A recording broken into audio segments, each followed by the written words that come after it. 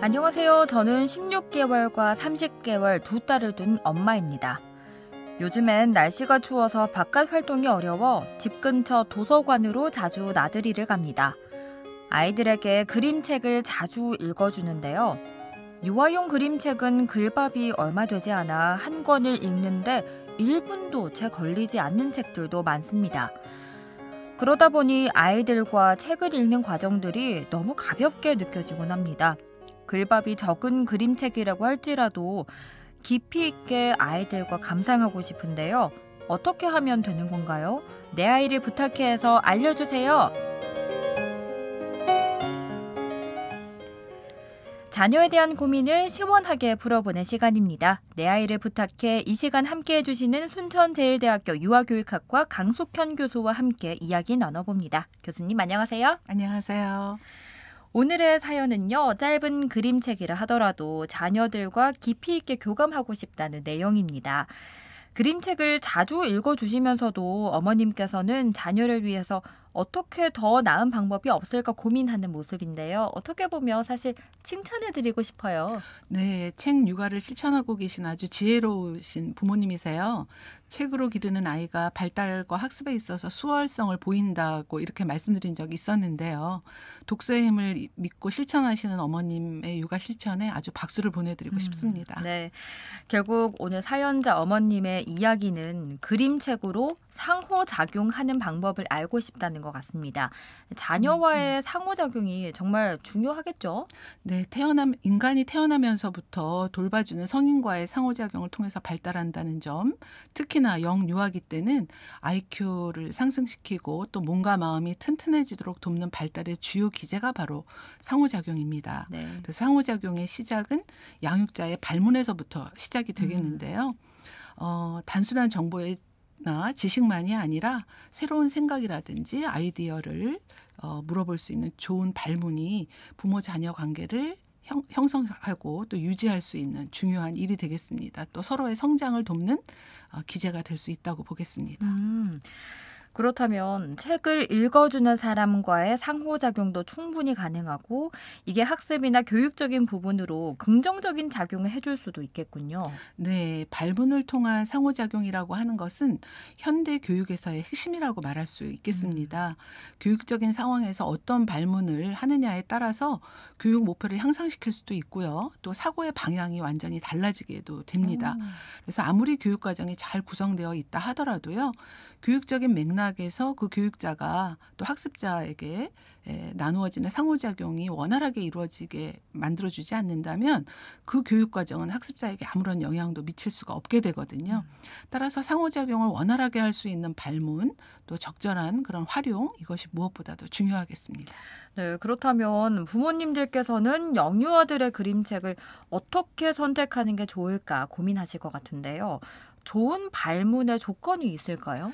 네, 좋은 그림책을 선택하는 것도 중요하고 또 그 그림책을 활용하는 가운데 상호작용을 유도할 수 있는 발문은 무엇보다 중요하겠습니다. 네. 그래서 아이와 함께 책을 읽으면서 발문하실 때에는요. 아이의 정서를 수용한다든가 또 주의를 환기시켜 줄 수 있는지 또 명료하게 개념을 설명할 수 있는지 그리고 또 아이가 겪었던 여러 가지 경험과 연관이 되어질 수 있는지 또 그 아이의 생각을 보다 넓게 다양하게 확장시켜 줄 수 있는지 이런 것들을 이제 살펴봐야 하시거든요. 그래서 이제 각각의 요소마다 구체적인 그 발문에 예들이 있을 수 있을 것 같아요. 뭐 예를 들면 정서를 수용하는 그런 그 발문인 경우에는 너가 괴물을 만난다면 기분이 어떤 기분이 들어? 라고 할 수 있겠고요. 또 주인공의 마음은 어떨까? 뭐 이렇게 물어볼 수도 있는 거고요. 네. 또 화가 난 소피는 어떤 그 그림자의 색깔로 변했어? 뭐 이렇게 그림책의 내용을 분석하면서 이야기를 할 수도 있겠습니다. 기타 등등 뭐 여러 가지 형태의 발문에 대해서는 이제 또 예를 들어 설명드리도록 하겠습니다. 네. 사연 속 어머님께서는 또 그림책을 통해서 자녀와 조금 더 깊이 있게 감상하고 싶다 이렇게 말씀을 주셨는데 그림책으로 어휘력을 확장하거나 생각하는 힘을 길러주려면 뭐부터 시작하는 게 좋을까요?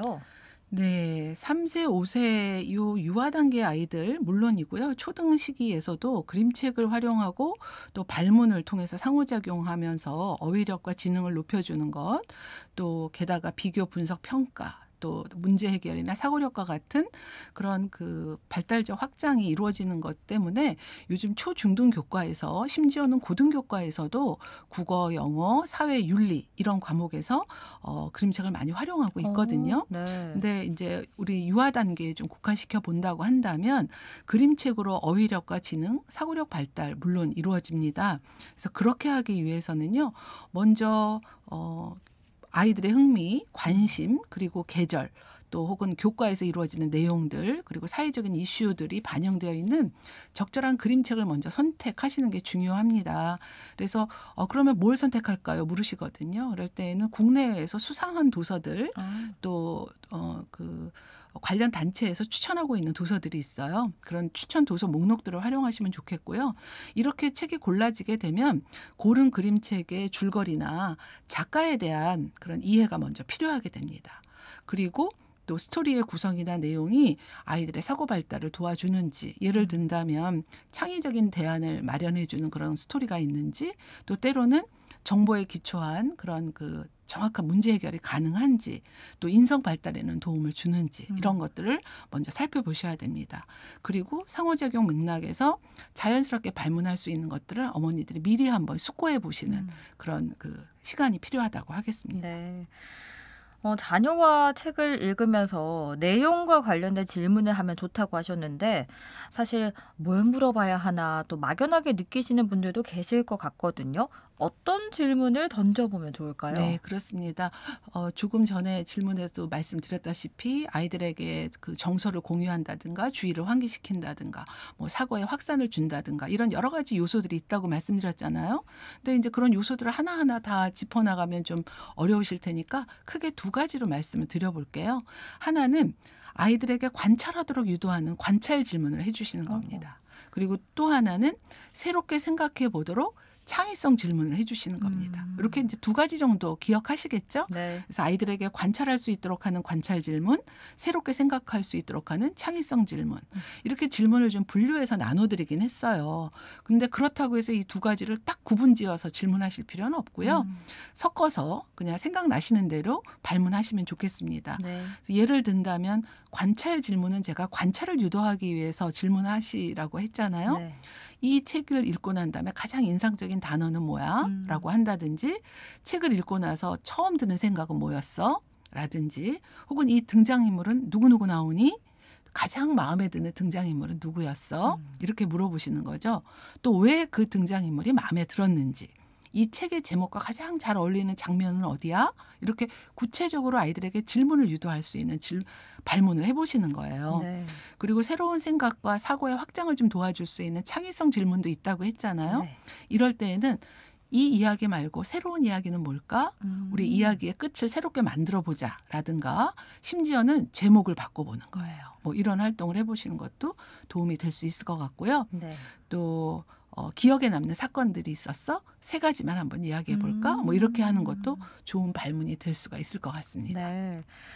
엄마와 자녀가 이런 대화를 이어간다면 아무리 짧은 그림체기를 할지라도 정말 많은 걸 느끼고 생각할 수 있게 될 것 같아요. 네, 그림책이라고 하는 거는요. 글과 그림으로 전체적인 의미를 구성하고 있거든요.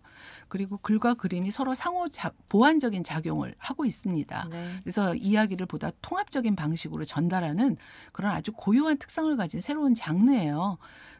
글과 그림의 창의적인 결합으로 구성된 하나의 교향곡이라고 표현하시는 분도 계십니다. 네. 그래서 교향곡 그러면 각 악기들이 각각의 소리에 어울림으로써 아름다운 음악을 만들어내는 거잖아요. 네. 그렇듯이 그림책을 구성하는 각 요소들이 서로 어우러져서 그림책의 전체적인 의미를 만들어냅니다. 그래서 데이비드 러셀이라고 하는 분은요. 글과 그림의 행복한 결혼이 바로 그림책이다. 이렇게 말씀하시기도 하셨습니다. 네. 한 권의 그림책이 가지는 교육적 가치를 수학적으로 정확하게 따져볼 수는 없겠지만 그림책 읽기가 정말 어마어마한 힘을 가지고 있는 건 확실한 것 같아요. 네, 그림책의 교육적 가치를 뭐 이야기하는 것은 실은 한두 마디로는 굉장히 부족할 것 같은데요. 좋은 그림책은 아이들에게 일단 즐거움을 줍니다. 그리고 또 아이들이 그 이해력과 다양한 표현력을 길러줄 수 있고요. 또 그림책을 통해서 간접 경험을 하게 되거든요. 그래서 자신만의 세계를 보다 확고하게 구축하고 넓혀 나갈 수가 있게 되는 거죠. 그리고 그 안에 들어있는 여러 가지 도덕적인 가치 또 정서적인 순화 이것이 이루어지겠고요. 상상력과 창의성의 증진은 뭐 더불어서 이루어지는 거라고 볼 수 있습니다. 그리고 부모님들께서 관심이 많으신 구어, 문어의 발달이 이루어지겠고요. 신미감의 증진이라든가 또 바람직한 성인으로 성장하는 데 가장 필요한 가치관 이런 것들을 형성하는 데 굉장히 도움을 주게 됩니다. 여러 그림책들 통해서 부모와의 상호작용의 질을 더욱더 끈끈하게 해줄 수 있고요. 네. 그렇기 때문에 더욱더 효용적이라고 볼 수 있겠죠. 그래서 좀 정리하자면 아이들의 자신감도 북돋아주고 흥미도 일깨워줄 수 있고요. 정보력도 키워줄 수 있고 또 호기심을 불러일으켜서 문해력도 증진이 될 수 있다고 보겠습니다. 네, 오늘은 그림책을 고르고 깊이 있게 그림책을 통해서 자녀와 상호작용하는 방법을 알아봤는데요. 마지막으로 이것만큼은 꼭 기억하세요라는 메시지를 주신다면 어떤 이야기 전하고 싶으신가요? 네, 하루 15분 책 읽어주기의 힘이라고 하는 책에 이런 글이 있었습니다. 많이 읽으면 더 많이 알게 된다. 많이 알면 더 똑똑하게 자란다. 이런 글이 있거든요. 그림책 읽기를 통한 상호작용에서 아이들의 그 사고력을 북돋아주는 발문의 여러 가지 요소들이 있어요. 그중에서 4가지를 한번 기억해 주시면 좋겠습니다. 네. 그래서 그 4가지는 아이들과 함께 대화를 나눌 수 있는 지점을 좀 찾아봐 주시고 네. 또 아이들이 변화를 보여주면 즉각적으로 피드백을 좀 해주시고요. 또 아이들이 발화할 수 있도록 정확한 그런 정보와 문장을 확장시켜 주시고 또 대화를 통해서 배움으로 연결될 수 있도록 그렇게 확산시켜 주신다면 그림책의 힘을 어머님들께서 다 가져가실 수 있을 것 같습니다. 네, 발문과 함께 그림책 즐겨보면 참 좋을 것 같습니다. 오늘 말씀 잘 들었습니다. 고맙습니다. 감사합니다. 지금까지 순천제일대학교 유아교육학과 강숙현 교수와 함께했습니다.